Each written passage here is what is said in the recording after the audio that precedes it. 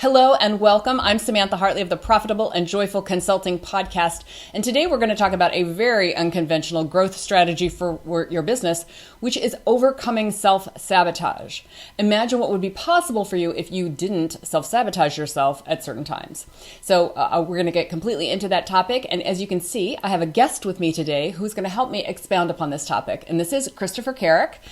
He is a spiritual director who works with his clients on finding the meaning in the breakdowns and blocks that happen in their lives.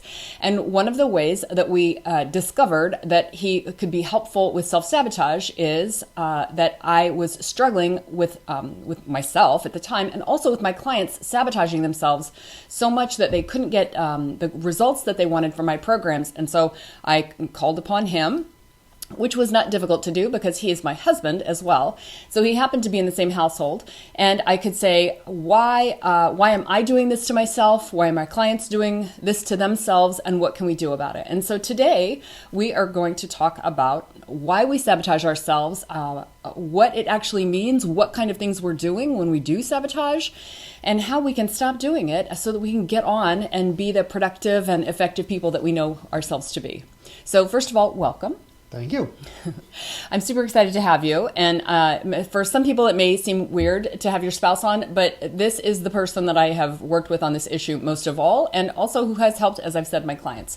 So I want to start with some crazy examples because I've never met anyone who said, I don't self-sabotage. One of the funny things that I tell in my workshops about messaging is when Christopher uses his jaw-dropping self-introduction, which begins with, I help entrepreneurs who are struggling with self-sabotage.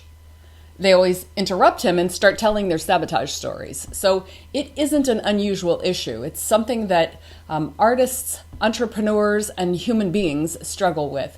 But I think what's really interesting is the unusual ways that it can show up. So I have come to him and said, is this a sabotage thing that's happening? So just a couple of examples to start. I had a client who was writing her speeches like the night before she was going to do this like big keynote kind of thing, and I would say, well, how did the keynote go? And she would say, well, didn't really, it could have been better. And I would say, just as an idea, like maybe you could, I don't know, like rehearse that a little bit in advance. Being gentle about this, because clearly that's a self-sabotage strategy. But then there are other things that are not as clear. And I'm just going to put a couple of examples on the table for us to come back and unpack later. Another one of them is, my promise to you is that you can grow your business, actually double and triple and 5x your business without exhaustion. Like you don't have to exhaust yourself in the process, because exhaustion is a sabotage strategy. Another unexpected one. And the last one I thought of, this was one that really got me, is I was making bad hiring mistakes. Mm-hmm. In a future episode, I'm going to talk about how to find team. But one of the big things about team is that you have to be really committed and sold on the fact that you want team. So Christopher at one point said to me, you're sabotaging yourself. And I was like, I can't, no, this person isn't good. That's not sabotage. So I want to talk about that. So what is self-sabotage and how might we recognize it? Well, I look at it as an archetypal entity, sort of like, I know, that you've been possessed by. It's sort of like when we talk about the inner child or like warrior energy or something like that. It's a thing that we all have and we all deal with and we all have some kind of relationship to. And I think it really helps to personify it mm-hmm. too, because otherwise when I self-sabotage, I am the saboteur. So, then it sort of it overtakes me in a way. So if it's a part of me, then I can deal with it mm-hmm. and I can change my relationship to it. Mm-hmm. So I think one thing that's interesting in the first example you gave about doing the speech is I bet when you asked her what happened or why, she had no idea. Mm. So when we start out with self-sabotage, our initial understanding is it's that tendency I have to get in my own way. So like you said, people self-identify very quickly, but they almost never can really tell you how or why they're doing it. They might notice like something like, oh, I get to the end of the day and I just wasted a lot of time. But that doesn't really put you in a position to know what to do about it. Right. So you have chosen this term saboteur to personify it. And when you do that, it makes it like it's a different aspect of yourself, so that I'm not doing that to myself. And I also think other ways that you talk about interacting with the saboteur, it actually makes it kind of fun to deal with and not like so shaming. Right. So one thing that I think is really confusing is that when we sabotage, we don't understand why we would do that to ourselves. It just makes no sense. So I think it's helpful to think of it this way. We exist on many levels simultaneously, but they don't all agree. So the saboteur is the part that doesn't agree with what you're doing or what you want. And so you get conflicting commands, and it's a little like a computer program. Where when you get conflicting commands, it either freezes or crashes. And that's what the saboteur is looking to create. So as you begin to learn how your saboteur operates, and when we talk about personifying it, it kind of has a personality, and it kind of talks a certain way, and it introduces beliefs. It has a worldview. So it's a part of you. It's the part of you that has the worldview that says, I don't want to go any further. And most of us don't want to honor that. We aren't able to acknowledge that I don't want to be more successful. I don't want to have a better relationship, those kinds of things, because that doesn't make any sense. So that makes the saboteur very mysterious. So the more we learn about it, and the more we can hear, oh, it talks to me this way. It sort of has this tone of voice. It reminds me of me in this situation, or it reminds me of like my mother's voice when I was growing up. And that helps us recognize it, because the saboteur really thrives in mystery. It likes to stay in the shadows. It can be very aggressive and very obvious and really overwhelm you and beat you up. But a lot of times it's just murmuring in your ear. It's just lurking behind you, saying the thing that will launch the program to get you to crash the plane, because you had that internal conflict. I really want to hear more about the voice, but one thing that you said is like it's a part of you that doesn't want you to like double the business or crush it at that workshop or like get the new clients. Like, what part of me doesn't want that, and why doesn't it want that? So as we begin to understand the saboteur better, the definition goes from that part of me that just seems to get in my own way for reasons I can't understand. Then it goes to the part of me that tries to protect me from change by removing choice. Okay. Hold on. Say that part again. The part of me that wants to protect me from change by removing choice. Okay. So why does it want to protect me from change? So one of the hardest things to convince people of in my business is how destabilizing change is. We all have a comfort zone, and we all understand what a comfort zone is. We think of it as a place where I'm really comfortable and I feel good. But actually your comfort zone is just the known. So a lot of people don't get any further because they really know how to be what they are and where they are, and moving past that, it takes them out of their comfort zone. And that's nice for a while. We stretch a little, but then it becomes stressful. Yeah. And that speaks to those levels that don't agree with what we want. So we say, I want a promotion, or I want to make more money, or I want to be more successful, or I want to be more high profile. Okay, but when you do that, it will take you into the unknown. And so the main level that disagrees with this is your ego. And your ego position will often be, yes, I do want those things. And that is true. But what's more true is that the ego fears change, because the ego is all about knowing, feeling in control, knowing who I am, defining myself. And that means staying in the known, so I can have the ambition to grow. I can feel like, ooh, I want all that stuff. But the ego is always understanding things based on its past experiences. So when you introduce the possibility of something different, the ego kind of panics. And then it pulls back. And it says, I want to have control. And that's the part that comes in and sabotages us, actually. So this is amazing because it reminds me that the most messed up version of this to me are the people who are addicted to struggle. So there will be... people that I've worked with over the years who are like up against a revenue ceiling and they can't cross it. And like, I feel like success eludes them because they can't cross that barrier. And my version of it wasn't that they were constantly self-sabotaging. It was that they were addicted to the struggle, like the charge of like, well, here I am, it's really bad, nothing I do works. And then kind of the being right about that, about how right I am, that no, that won't work for me. Whenever I've met people who were like, I'm like, here's 14 ideas for how you can do this. And they're like, oh, that won't work for me. And I'm like, oh my God, like, how are you so sure? Well, yes, they get to feel right, which is really big. Ego loves to feel right. It is addicted to being right. But in a way, what they're also saying is,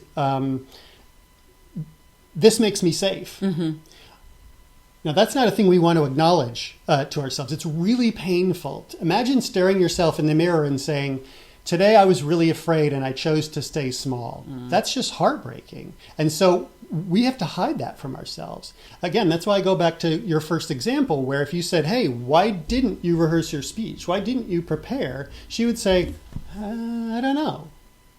Right? So she would say I was too busy. I had all these other commitments. I don't know. I felt like it fell to the bottom of the list. I just couldn't get to it. There was just no way. It was impossible. So what she's telling you is, these are the things that are persuasive to me. These are, in a way, my excuses that cover up that I'm not going to do this. It's hard to believe that speech wasn't her highest priority, right? Yeah. So why wouldn't she do that first? Why wouldn't she put the most energy into that? The saboteur works really well when it starts to introduce things without you really acknowledging that I'm using these, I'm putting these in the way. So that later you go, wow, stuff just happened. Yeah. People called and I had to attend to that. Well, maybe you didn't, or maybe you shouldn't take the call. It's the saboteur lures us into unconsciousness, which doesn't mean asleep. It means I'm unaware of my motivation. I'm not really sure what's driving me. So just a little part of your brain turns off. And when that happens, we go into habit. So she has pre-programmed mental habits which say, I will respond to these things, or I will prioritize this over my highest priority, or I will become unclear. That's another really weird one. Overwhelm, we have these little programs, and we have these agreements that say, well, I can't work if I'm unclear, or if I'm overwhelmed, what can I do? That's not a very productive place to be. So that means I should go over here and do this instead. Or even those distractions like, boy, the house really is clean. And you have that little voice that says like, let me just get this out of the way. I'd feel better. That's the cover story for, you have this space for this work and I'm going to put stuff in it. And then later I can go, look what happened. And I don't really know how it happened. And that's another key thing, is the unconsciousness. At the end of the process, you get to feel a lack of responsibility. It can't be changed. So when they're saying to you, that won't work, they're saying it can't be changed. That's my position because it's safe. I can't, there's nothing I can do. That gets me off the hook. So I want to go back to this concept of identifying the saboteur, and you mentioned the voice, and Christopher has a workshop on saboteur, and I did this workshop with him, and one of the things that we do in it is we identify the voice that it talks to inside your head, and mine has this kind of like, hey, you work hard, I'm going to let you off the hook. Oh, you shouldn't do that. Oh, you listen. So you can hear it has like a specific tone of voice. And I know other people had different voices. I'm not sure if you can speak to what other people's voices were, but it's just so interesting to me because I feel like it gives you a little, that mystery you're talking about, like you can kind of crack the code and get in there and recognize when you're self-sabotaging yourself. Yeah, like when you were just doing that, you kind of get like, ooh, this is the character of my saboteur, and it'll have a bunch of them. Like that's not your only one, but as it's seducing you, into, hey, why don't you go take a nap, or it's bullying you, or it's accessing like an experience you had and saying you don't want to repeat that. Those are the things you want to listen for. So it's great when it's happening. It's hard to do, but it's great when it's happening to notice. Next time you feel lost, take a second and say, what's going on here? What was my intention? What actually happened? Now, a lot of times people won't be able to tell you. They'll say like, one thing led to another. So if it's at the end of the day, look back, see if you can get it. If it's happening and you can notice, it's a great time to collect information. Like, what's the voice? What's it actually saying? What was the story I told myself to get here? But a lot of times that's really difficult. So if you have to, I would say, like set an alarm on your phone every hour just to check in and see what happened. See how far you drifted or what you started to do, or if you can catch the story, the voice, the way that it bullies or persuades or intimidates or lulls you to sleep, whatever it is. And the more you can treat it like a person, the more you can have a relationship with it. Because the real trick to what we want to do is to change the relationship. Okay, good. Say more about that. How do we want to change this relationship? So everybody has the saboteur, but not everybody's saboteur is tormenting them. So not every person is self-sabotaging. A lot of people are. Right. People who aren't self-sabotaging have a good relationship with their saboteur. Okay. The saboteur is neutral. That's the first key thing, is that we are certain that it's out to get us, that it's this negative evil force which just loves to screw with us. Yeah. It is a neutral part of us which is collecting information on our behalf. So the problem is when it comes at us, it has all this information to give us, but it doesn't tell us, it shows us, it induces the experience, and it doesn't feel good. So we immediately say, hey, you're not my friend. A friend wouldn't treat me that way. It attacked me. It must be my enemy. All it did was give you information. It says, this is how you do this. I'm going to show you. Feel that? But we don't perceive it that way. So we perceive it as you ruined my speech. We perceive it as I ruined my speech, but I have no idea how. My speech got ruined. Yeah. Sometimes our saboteur is to blame outside too, and that's when you were talking about hiring the wrong people. That's where that goes. But let's just stay on this for now. So when the saboteur comes at us, we dictate the relationship unbeknownst to us. We say, oh, we're enemies. Saboteur is neutral. So when you say, you're my enemy, saboteur, it goes, oh, okay. It's like, that's the game we're playing. Fine. It doesn't care. It's not invested. It's there to serve you. And if you say, serve me by being my enemy, it says, fine. So we have an adversarial relationship to it. What we want to do is make it an ally. So think of it this way. The negative version is the saboteur is actually me. So it knows every part of me and it knows exactly how to defeat me. So I can't win. The converse of that is, what if I wanted to know the answers to what's in my way? Oh, I would ask somebody who really knows me very well. Well, you know who that is. That's the saboteur. So when you collect this information, when it's coming at you, and you listen to it and you learn about it and you start to get, oh, this is what it does to get me down, then you can say thank you. Then you have a chance to say, you're educating me. So, and here's the really big part of it, is that the saboteur doesn't come out for no reason. We think it comes out to mess up our life. But what it really does is it comes out to tell us you're in the presence of possibility. Now, if you have a negative relationship to the saboteur, it will convert the possibility to not possible. So again, when those people are saying that won't work for me, I'm in my comfort zone. It's not possible. So what you're really saying is, hey, here's a possibility. And they're going, change, which I can't perceive. Saboteur comes in and says, I don't think that'll work. Good. Now I'm safe. Because I almost had to venture out of my comfort zone. I almost had to experience something. Mm-hmm. You know, this is... And I don't have to be the bad guy. Yeah. Because I already know that doesn't work. So... Yeah, that's not me being negative. I can abdicate responsibility for. Absolutely. You know, then I'm really big on this of claiming your power in your business and taking responsibility. I'm like, listen, if something goes wrong, take responsibility for it.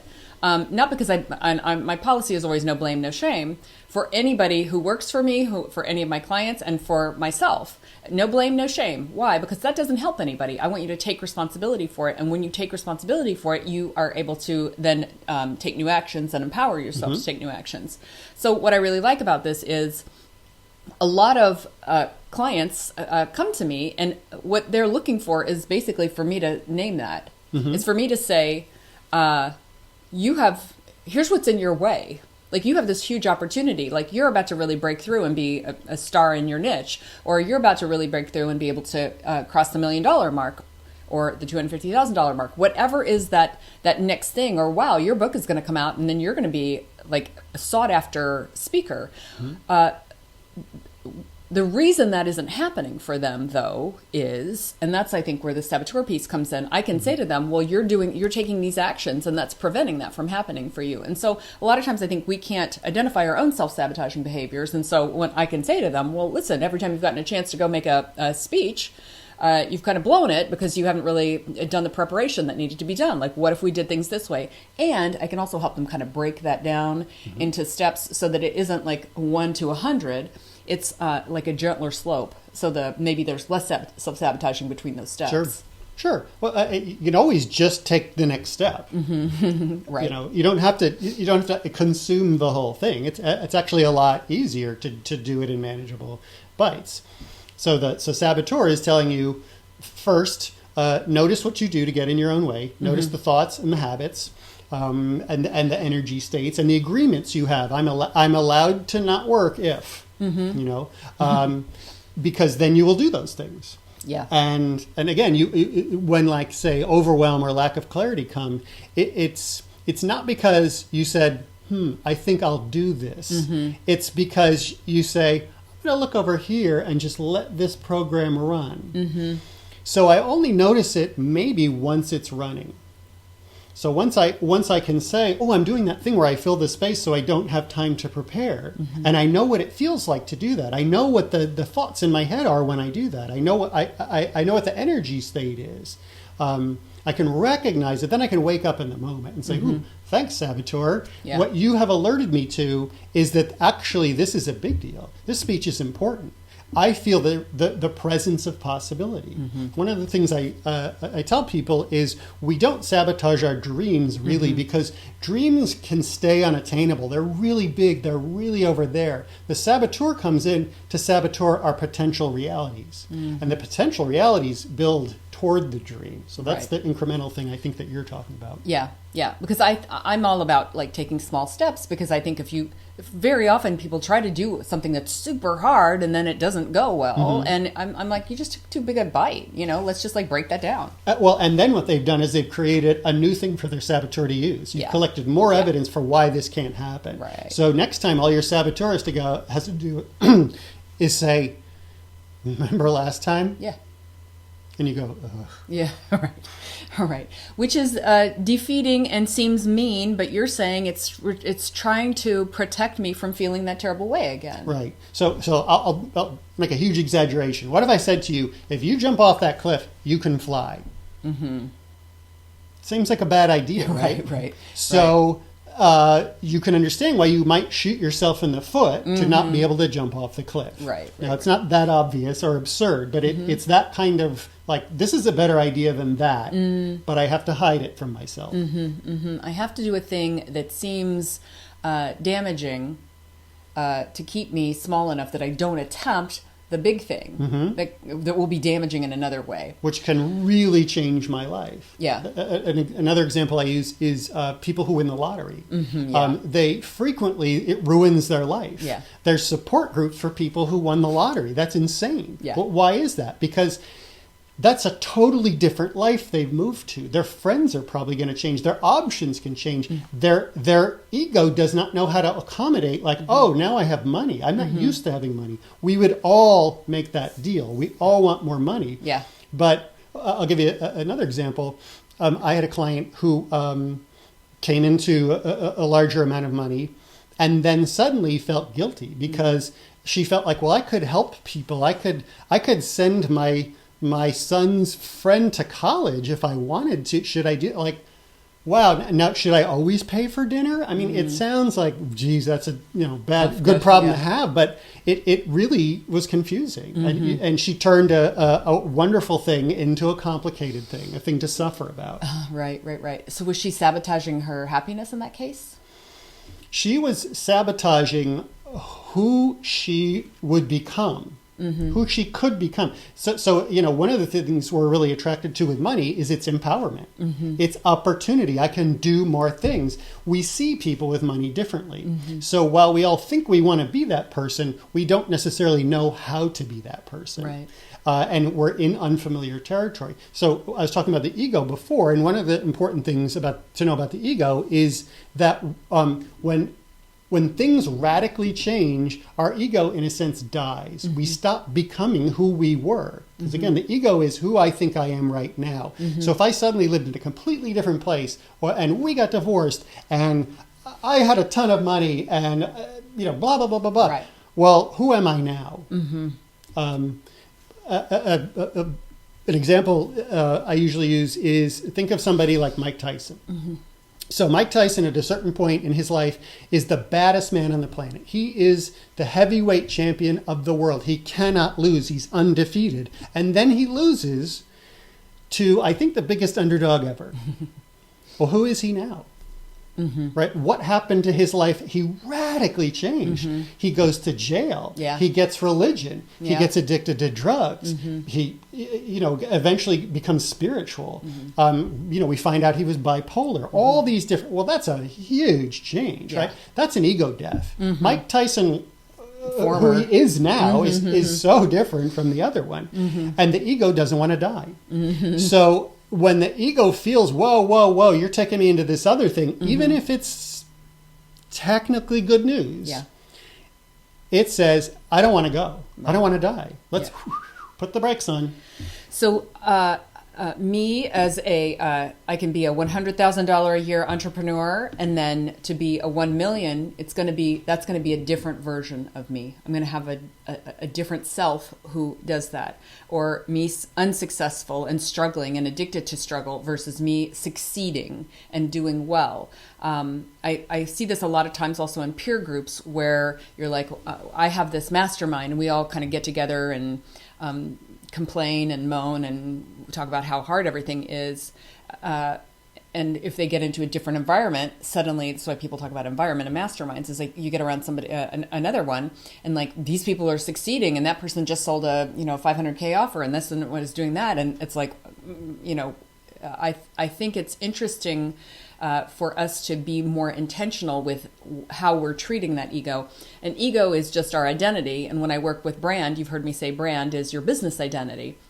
And so what do I want my business to be known for? And are you ready to embody that? And I think being intentional about who I want to be and how I want to be is part of this, because that begins to kind of have a marketing campaign on your inner voices and say, hey, let's all get on the same page about this, because this is what I want. And I think having a vision statement that you're reading on a daily basis, talking to people, having people around you who are affirming that you are who you are and that you're evolving and becoming. I'm constantly affirming. When my clients do a hard thing, I'm constantly affirming, wow, you're really different than you were. The you of 2 months ago wouldn't have done something like that. Like, that's a really courageous thing to do. And I think that kind of movement forward is really important. So I love that you've talked about like this on a daily basis, how to stay conscious of this, like set the timer and check in with how you're doing. It's like, did you do the dishes this hour, or did you get your blog written? That's just a personal example. Are you getting the things done? And you also use this thing. What I love is that it's almost the simplest techniques possible. to thwart this, because it's just about bringing yourself into awareness. It's not like this deep, difficult thing that you're doing. You're basically just saying, like, here's my day and here's what I want to have happen. Because getting to $1 million happens one day at a time.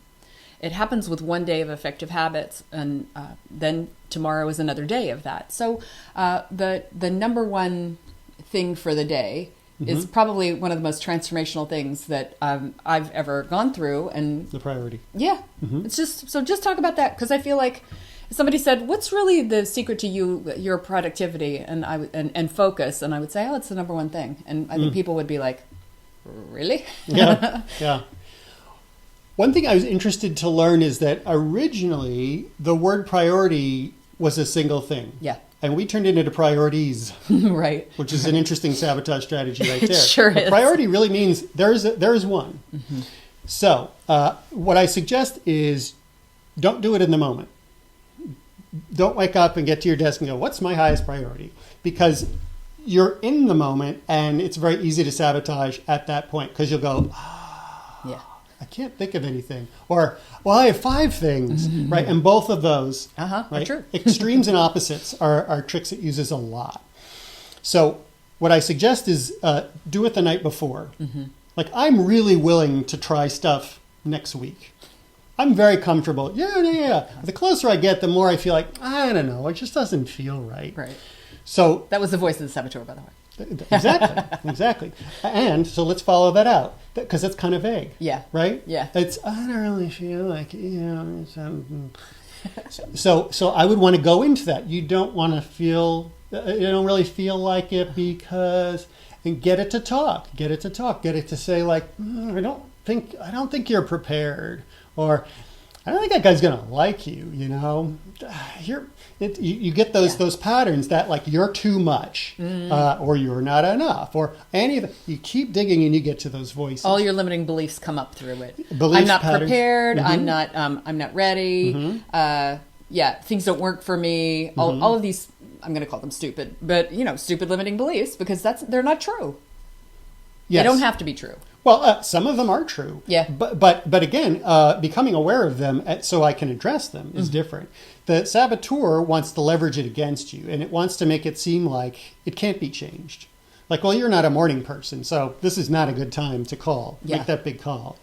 Well, okay, you're going to wait till the afternoon and then use your afternoon strategy. Which is, I really don't have that kind of energy in the afternoon. Now, again, most of the time, it's very hard to know these things about yourself. So a lot of people will sit here and go, like, I don't know, I thought about it, I'm not really sure. So it's helpful to have somebody else to mirror it or observe it or point it out for you. Another strategy you can use is force the issue. So it's like if I said, on the other side of that door is all the money you ever wanted. And then the saboteur comes in and says, I don't think that's a good idea. I won't say why. I don't trust this. I think that door might be locked. And then, so what you do is you get up and say, I'm opening the door. If it overwhelms you with anxiety, you say, oh, anxiety. Can I open the door even though I have anxiety? So right? Open the door. Tell me specifically what I would do in my business that would be doing that. Pick something, calling that client, that you really want to work with, You can come up with tons of stories about why that's not a good idea.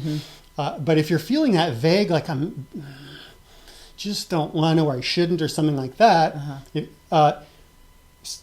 tell your saboteur, I'm making the call. Here I go. I'm getting up. I'm reaching for the phone.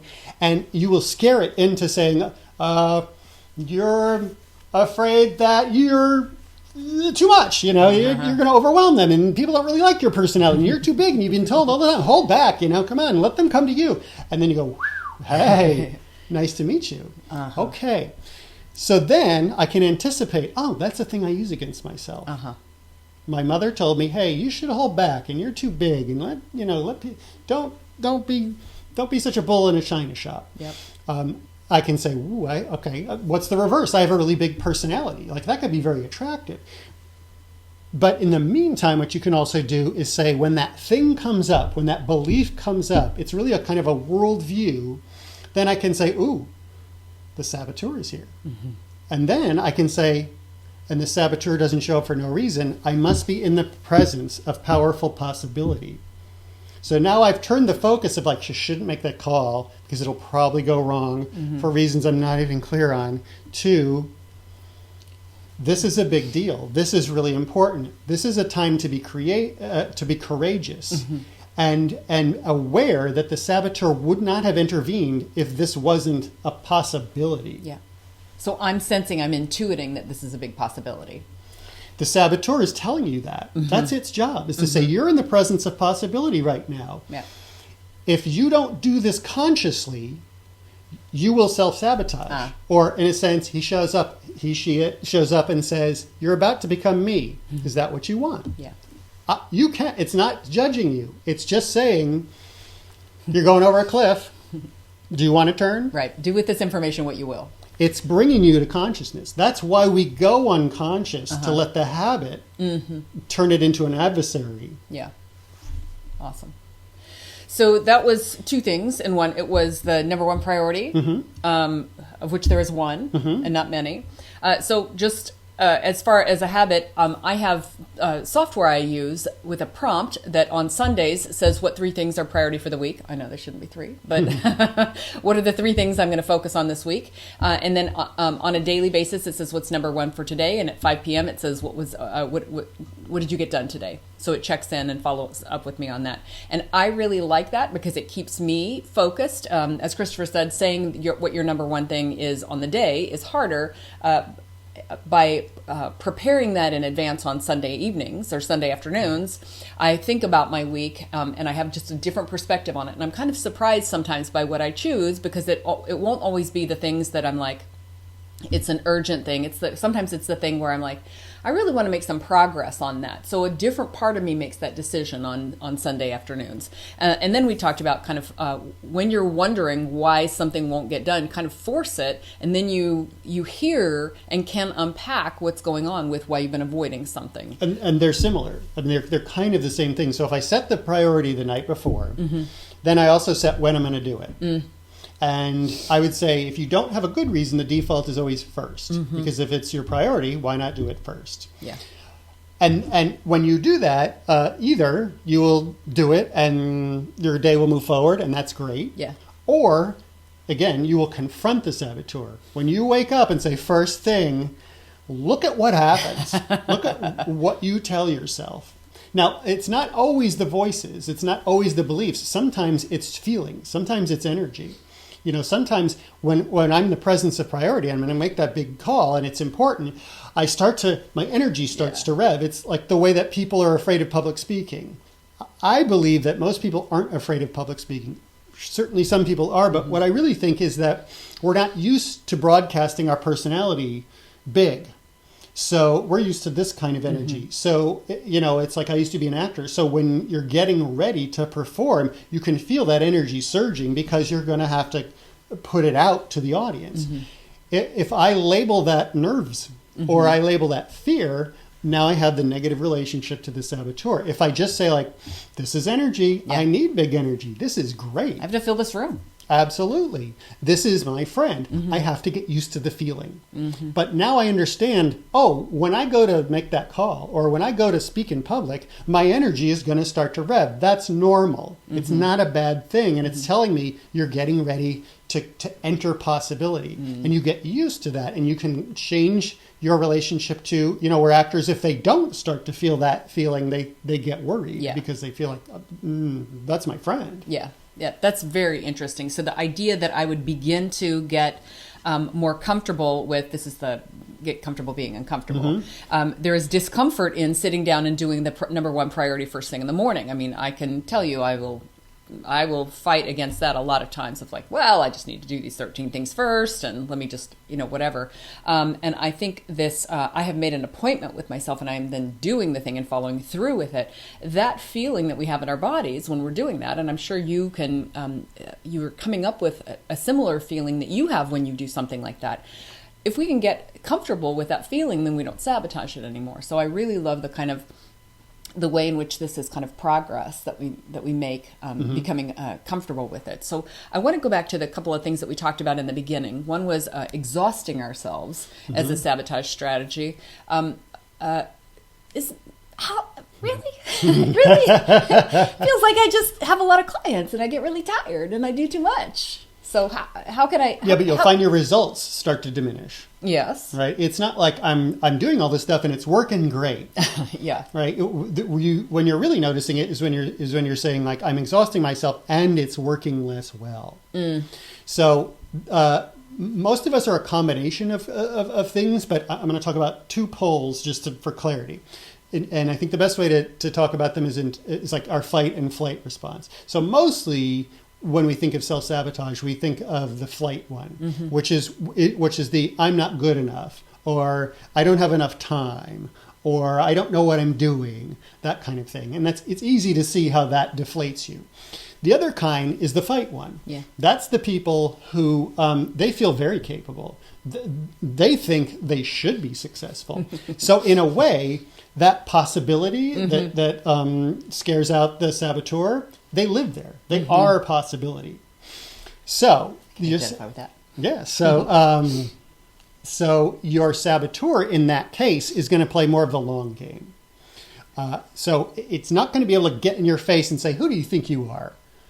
Because you're going to say, "I think I'm a very successful person, and I'm going to go out there and be powerful." So what your saboteur is going to do is use that against you.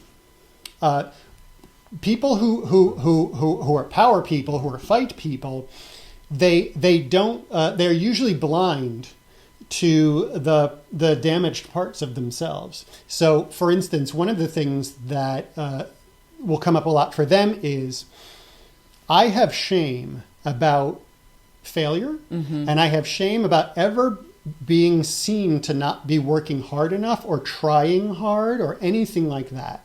So if I'm your saboteur, you'll finish up that last thing at the end of the day, and I'll say, "Oh, you're going to quit? Why don't you just clean up this one last thing here? Just one more, and maybe two even." Or somebody calls and says, "Hey, I need this thing really quick. Can you do that for me?" And their ego says, "I am powerful. I can do lots of stuff. So I will set aside the thing I'm doing right now, and I will do your work." Now, I'll be resentful, and I'll get to blame you.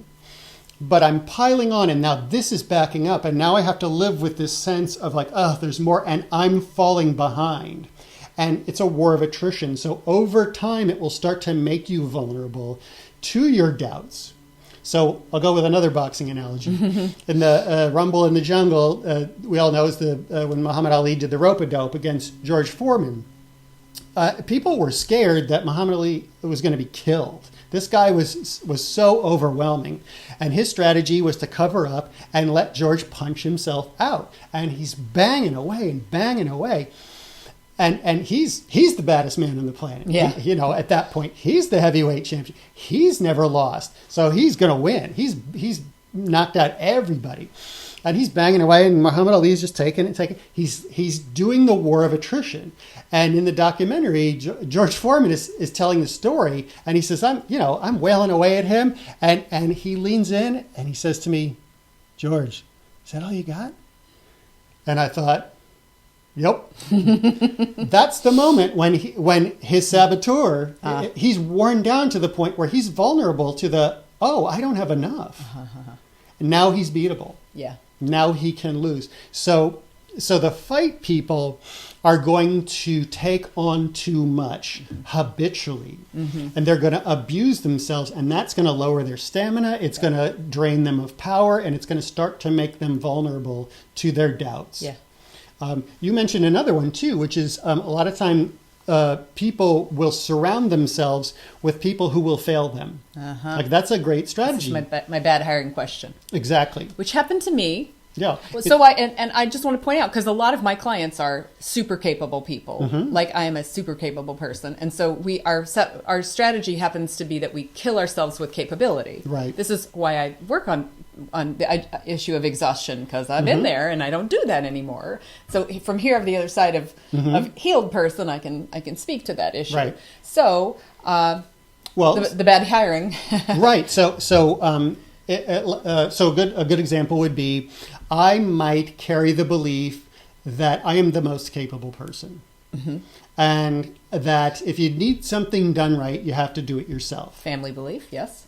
So what I will then do is I will hire people who won't do a good job. Mm-hmm. Now, I won't admit that I'm doing that. I won't see it as that. It's something you have to look at in retrospect and kind of unwind and say, oh, I was attracted to the part of him or her who would cause me to have to go, hell, let me do that. Yeah. And activate the parts of me that say, I don't want to waste the time teaching you. Yeah. So I'll just do it. Right. So we also set them up for failure. So we intentionally, well, hold on, I don't know about unintentionally, unconsciously, we select the person who's going to let us down. Yes. And then it activates that belief. We sabotage them. That others cannot be trusted. Yeah. Others can't be trusted. Mm-hmm. Others will fail me. Mm-hmm. We kind of get to be superior in that, like, listen, definitely. It's true that only I can do it. It's another no responsibility. Yeah. Oh, I didn't create this failure. Everybody else stinks. Everybody. Mm-hmm. It's like 7 in a row. These like nobody can do it. Right. It's a mystery. It can't be done. Yeah. It can't be done. Right. So I found a way to limit myself and still maintain the ego position that I'm awesome. Mm-hmm. It's not my fault. Yeah. So I love that you said limit myself. And this is the thing that I see happening. And again, it's, certain things I had to go through myself before I could help others with it. And I can see why this. You go through them. It is why. Well, I say so that we can learn empathy.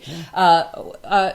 That you would consistently prevent yourself from hitting the thing that you want and from going to the next level. So that is, to me, super brilliant. I really love being shown because as a power person, I think, well, listen, I know myself and I know how to get things done and all these things like that. And I would never do that to myself is one of my favorite things to think. And having all of these things revealed to me has been really helpful that, there's something in there that's actually doing that. So I hope hearing this today has also been helpful for you. We covered a lot of territory and there's a lot of kind of like vocabulary in this because we kind of speak the language of saboteur and things like that. So I hope that this is enough to help you identify maybe some patterns that you've had and kind of get some light bulb moments around things. And if you would like to learn more about Christopher and how he can help you with self-sabotage, where can we find you online? My website is christophercarrick.com and I'm also on Facebook. Yep. So I will put links to Christopher's sites and places you can connect with him on in the show notes. And of course, you can always find him through me because we're in the same house. So she knows where to find me. I know where to find him. All right. Well, thank you, everybody. And for today, I am hoping that you have greatly expanded your awareness of self-sabotage and any negative behaviors, and that with this information, you can now build a more profitable and joyful consulting business. I'll see you next time. Thanks for watching. Please like this video, subscribe to the channel, and click the bell to get video updates. Thanks.